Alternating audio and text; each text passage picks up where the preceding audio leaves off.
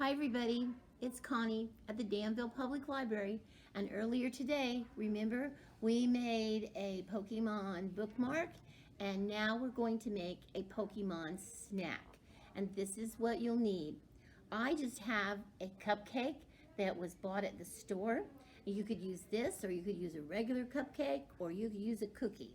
And I have white icing, and I have red icing that is white icing colored with red food coloring. I have chocolate chips, and I have miniature marshmallows. And this is what we're going to do.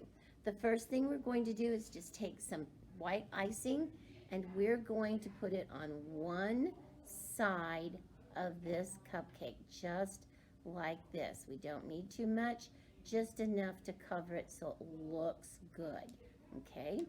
And then we're going to turn our cupcake around. We're going to get a clean knife, and we're going to go for the red frosting. And we're going to put it on the other half of this cupcake, just like this. We're going to get them real close, but we're not going to mix them in together too much, okay? And then, oh, I need a little more of the white icing right there. Oh, perfect. Okay.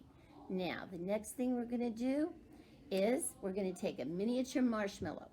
We're going to put it right smack dab in the middle of our Pokeball.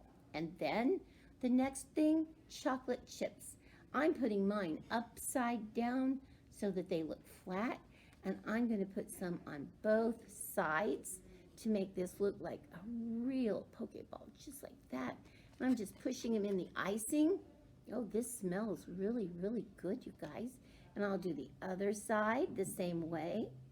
And when we get finished, it'll look just like the sample or close to the sample. And then you can have yourself a nice Pokemon snack. And this is what it looks like. You can put them together, put them closer.